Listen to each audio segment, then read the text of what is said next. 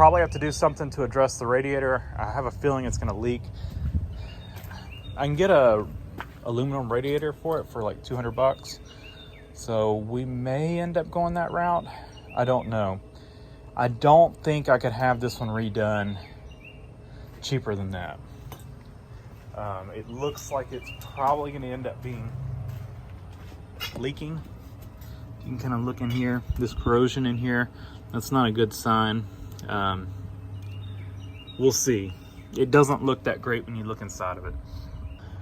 Water pump, we're gonna have to, I think what we're about to do is tear in, replace this water pump, and I may pull the thermostat out of it.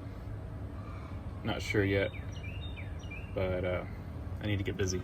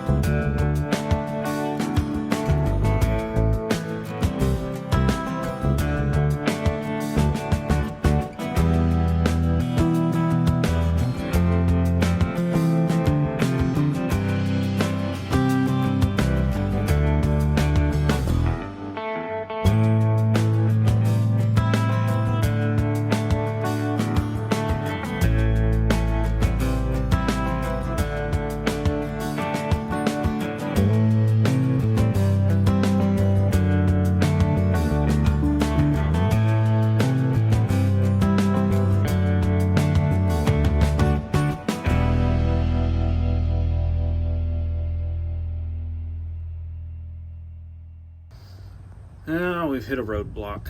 So the alternator bolt is seized in the alternator.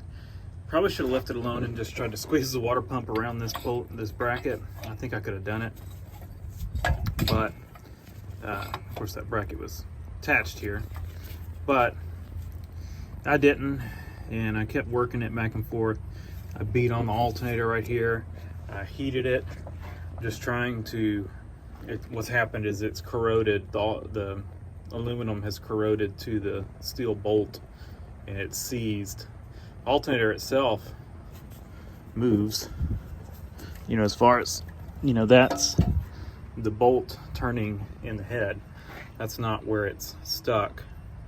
It's stuck right here. So we got to get it off. I mean, you can be like, well, I'll just put a new alternator in it, but you still got to get the thing off. Decisions have been made. I'm kind of doubtful, as much as I worked on that and as large of a bolt that is, I really don't think it's going to come out welding on it. So I think I've decided to take and just cut the thing right here through the alternator body. Probably gonna get a thumbs down for that, but hear me out. I don't know if this thing's charging or not. Come on, stay. But the bearings are toast in it. I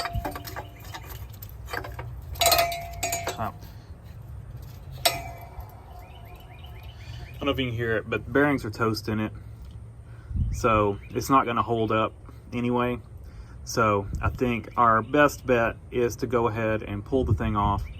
I've already looked. I can get one for 50 something bucks on Rock Auto, a rebuilt Remy, and a Remy rebuilt Motorcraft, I guess. Motorcraft rebuilt by Remy, however you want to call it. Core charge is only $11, and Rock Auto, I hate hassling with their core charges anyway, because you got to box it back up, then you got to ship it back, and just kind of a pain in the butt. So we're gonna just pay that $11 and not return the core. And I mean, technically, if I needed to reuse this one, once we cut it off, you could space it back out once you get the bolt out of it. The other option would be is if we could get this spaced out far enough, we could try to get in between there, but we can't get it that far apart. You can't swing the thing. You can rotate the alternator, but you can only go so far with it. So I'm gonna go ahead and just undo all the wires from it. I went ahead and threw a regulator in the cart as well, electronic style regulator. Do a little upgrade when we do this. We may or may not use the regulator, but again, it's kind of my deal with Rock Auto. I can get it shipped from the same location, so it's better to do it now. It's $26 for a regulator. We're going to put it on the shelf. Chances are we're probably going to end up needing it. Anyway,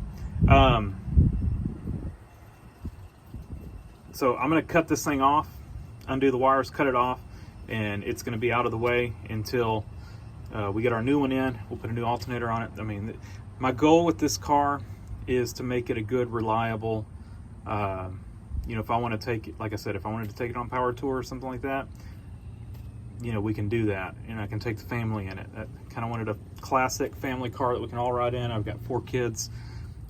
A station wagon would be better, I guess, but I mean, Lincoln will do it. We can fit 3 in the front, 3 in the back. We're good to go. Plenty of room in this car. It's wide. So that's what the plan is. I want this thing dependable and reliable, so I feel better with a new alternator on it, or I guess a rebuilt. And then we'll throw this one on the shelf, and a rainy day we may see if we can get the thing out of it, but we're not doing it today. And that's what we're gonna do. Like I said, the reason I'm pretty sure we're not gonna do much good with the welding, I was very careful with this thing as far as not trying to break the head off. I put tons of heat on it. I beat all over the alternator trying to get that thing to break loose. I spent a lot of time with it, and eventually ended up breaking it off. I mean, this wasn't just a put a wrench on it, pull as hard as you can and break it off. This was a pull on it, beat on it, heat it. This was a 30-minute long process of trying not to break it and get it out, and it didn't happen. So I'm not too optimistic about being able to save it anyway.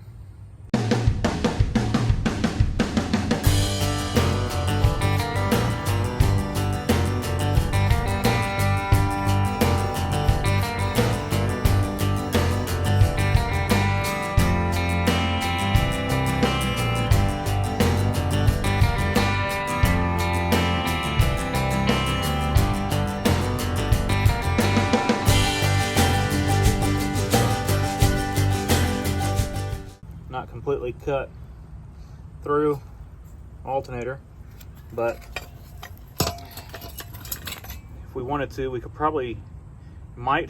try driving that out, but I'm not going to worry with it. I mean, you could probably braze that up if you really wanted to reuse this alternator. Drive it out and braze it up. The spacing is still correct as it is. You just need to reinforce it. So you could get by with this if you wanted to, but we're not going to do that. We're going to we'll sit it on the shelf. Internals could be good, but we know the bearings are smoked in it. As a side note, I think we're going to go ahead and put our rebuilt fuel pump on here. Y'all may disagree with that logic, but again, I don't put much faith in a mechanical fuel pump that has been sitting for 15 years. That could be the original, probably is the original, with our ethanol gas nowadays. I just don't trust it. I don't want to end up with fuel in the crankcase and, you know, end up spinning a bearing because I didn't realize it.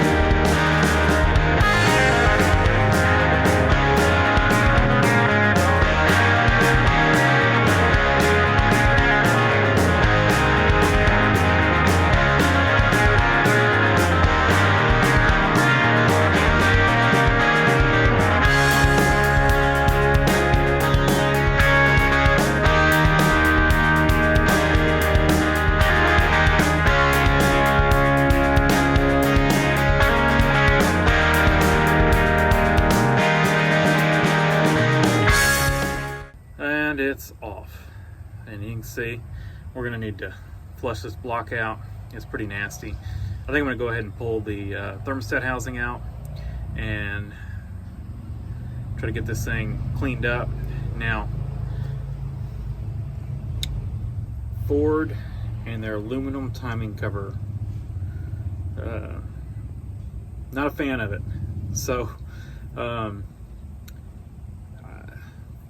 pretty sure I came about that close to breaking one of them off. I kept working it back and forth, and it actually bent the head. The thing was so tight. I ended up getting the big impact wrench. My 3/8 wouldn't do it. I was having to use my, this was doing it. This thing's got such a leverage. Doing it by hand, not battery powered. I was just using it as a long ratchet, and I was able to get it with that, but I ended up getting the impact wrench because with the 1/2-inch impact wrench, because with it, you know, that jolt is less likely to me, it's less likely to break a bolt than just pulling on a bolt real hard. And so that's what I was doing. And with the impact, I'd just work it back and forth, back and forth, back and forth, back and forth. Each time that I would go reverse, I'd go just a little bit further, and I could watch my 1/2-inch socket has a hole in it for the little dimple on the on a ratchet, you know, the little ball. It's got a hole in it, so I could watch that hole and, you know, watch it to where it, you know, to go further each time, but working it back and forth, back and forth, back and forth, and that's trying to break that corrosion loose. And I'll probably try to clean that out somehow. I may just be able to spray some stuff in there, but it definitely needs something. But probably going to replace the one bolt that was over here. Like I said, the head of it's bent, so I'm pretty sure it was close to snapping. I think it's this one, and you can see, I don't know if you can see, I bent the head on it, and when I could tell it was bent, that's when I went and got the ratchet, or the impact, because did not want to break one and have to drill it out of that timing cover. That did not sound fun. So water pump's off, and a good reason to take the thermostat out.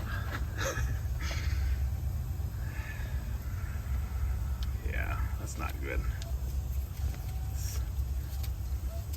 I went ahead and took it off because I wanted to look in here and I want to flush the block.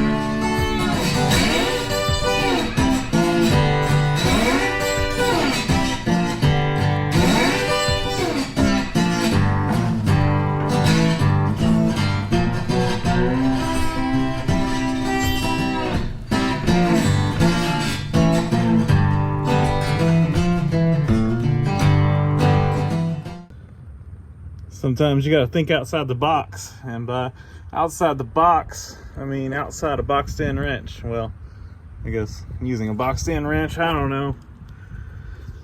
We got a line right there. I got a boxed-in wrench on it. How do you figure I did that? Well, my line wrench was wanting to slip before I rounded this thing off. I wanted to get a boxed-in wrench on it. So I went all the way up. I checked this line. There's no brackets made onto the line. It's just a line with some bends in it. I went all the way up to the carburetor, slipped this boxed-in wrench on it, slipped the boxed-in wrench on the line up at the carburetor. Took the hose off and the clamp, and snake this wrench all the way down to the fuel pump, and I got it broke loose.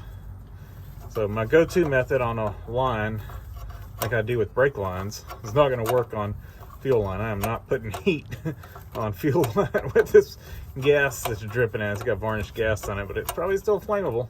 Well, I know it's still flammable. Well, I don't know it's still flammable. I'm sure it is. So, but this stuff stinks. Ugh. I need smell-o-vision. Holy cow. Ugh.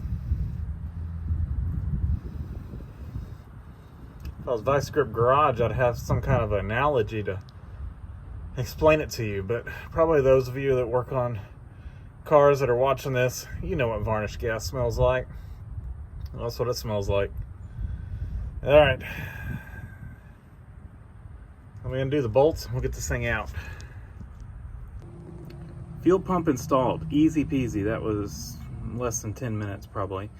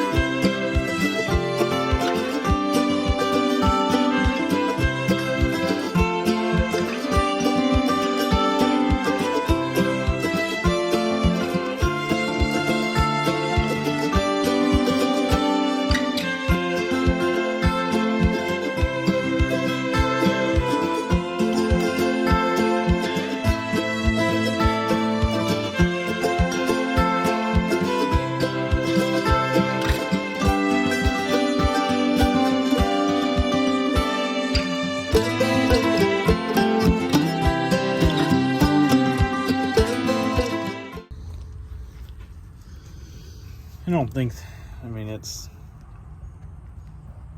is what it is, but you can see it's definitely got some scaliness to it. Can you tell which one I've cleaned up and which one I have not? Or which ones I've not? These are our water pump bolts. I'm just hitting them on the wire wheel, cleaning them up, making sure they're in good shape. I've got some extras if they're not, and I'll replace them if they're not.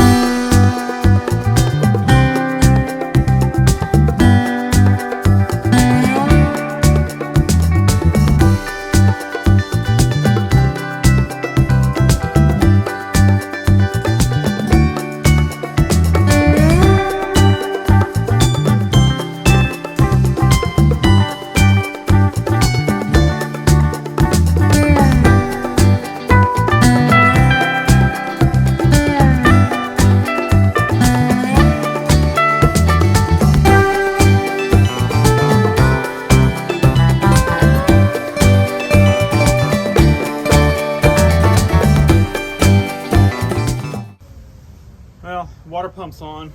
I used, like this stuff, Type 3 Aviation, put on paper gaskets, makes them sticky.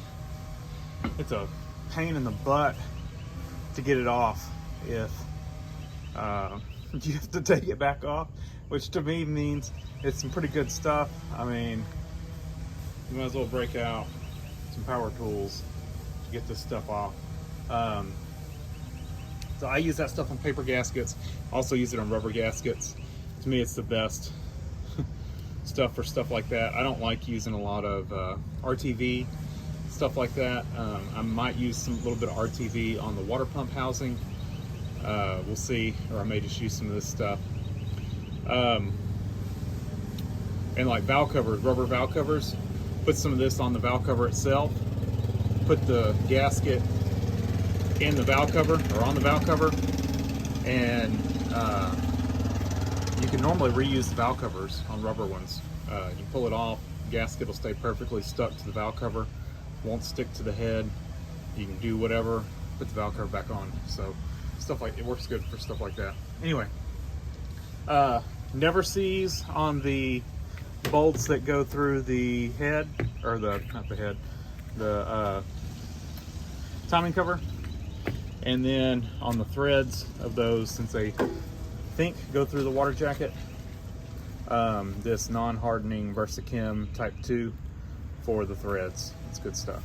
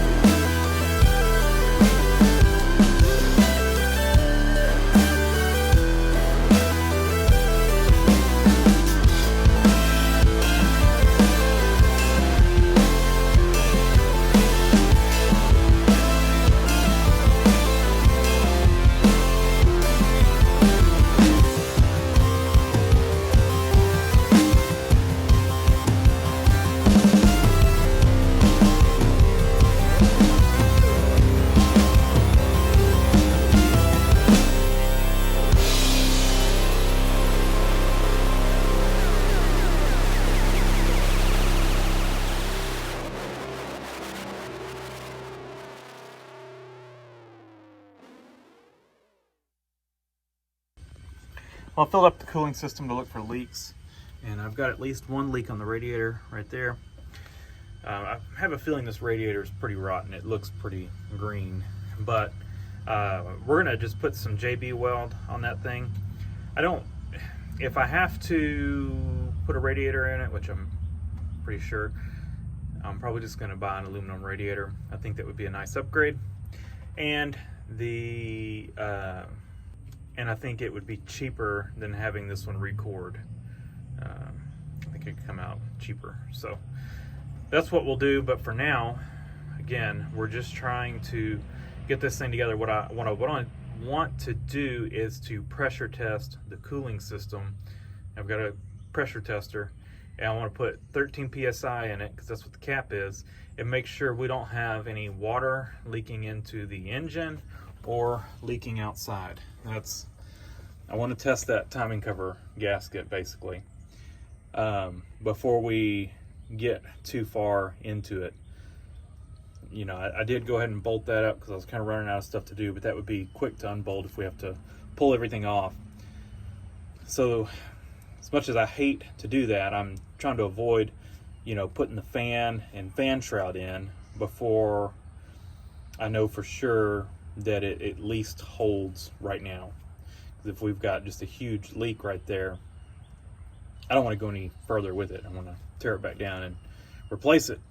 So that's what we're going to do, and we can also see if the rest of the cooling system's in shape. If it doesn't hold pressure, I'm not going to be too concerned as long as I don't see it leaking, either see water in the oil or see it leaking out over here. You know, if it's the heater core, we'll bypass it for now, or if it's the radiator, you know, we'll just make note of that. I just want to make sure the timing cover gasket is good, if that makes sense. So I'm gonna get some deoxit, and I've already brushed that spot, I'm going to hit it with some deoxit to kind of remove any corrosion there. And then I'm going to hit it with some brake clean to remove the deoxit, because the deoxit leaves a little oily film. Brake clean should leave it, you know, perfectly clean. And then I'm going to put the put some JB Weld on there, and then we'll let it set up, and I think that'll be it for today. Deoxit, brake cleaner, and air, and of course the wire brush, and that's our little patch. Will it hold? I don't know, but we'll see. And you know, if it'll get us by till we can make sure this thing runs well, even if we have to run the cap off, I'm good with that. So I think it'll do fairly well though. Well, that plus that, let me get y'all in here. Can you guess what that means? I think y'all can. Heater core is no good, so after all that nice work we did there, we're gonna put a little loop right there. I think what we'll do is we'll leave these hoses intact, and I'll get just a different size hose, or a different piece of hose to make that loop. I don't know if I can stretch a 5/8 hose over the 3/4, but we're gonna try something like that. The other issue we have is our radiator. It's rotten. It's leaking all around the tubes on this side. It's developed a drip somewhere. Our patch is holding. We've got a leak over there. This radiator is rotten. Well, unfortunately, you can see the waterfall coming down the radiator over there. That's not good. But I mean, see if I can get y'all position. Yeah.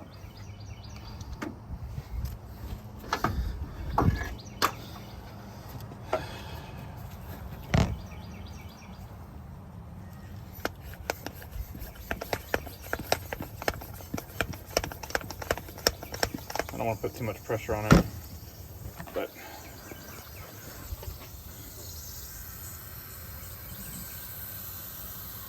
you can just hear radiator leaking everywhere. But timing cover looks okay. And what we're looking in the back for is make sure we don't have any freeze plugs leaking. The water back there, of course, is from the heater core. But look at our radiator. I'm guessing that's why this thing had no coolant in it. But I think we're okay. I mean, we can keep water in it enough that we can run it with the cap loose or the cap off, and just get this thing where we can see how it's going to work. And I don't think putting the fan on, let's see, make sure I don't see any water or anything. So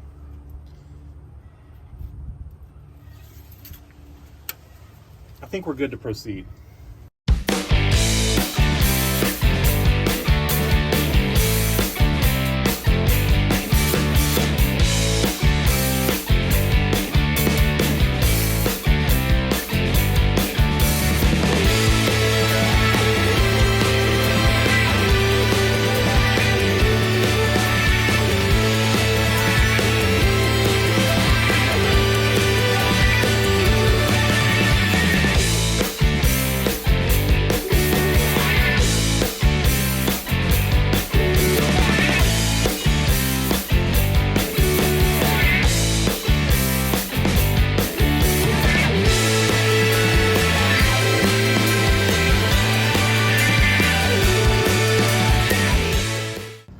So that wraps up getting the cooling system back together on this thing. I think we're going to cut this video off for today.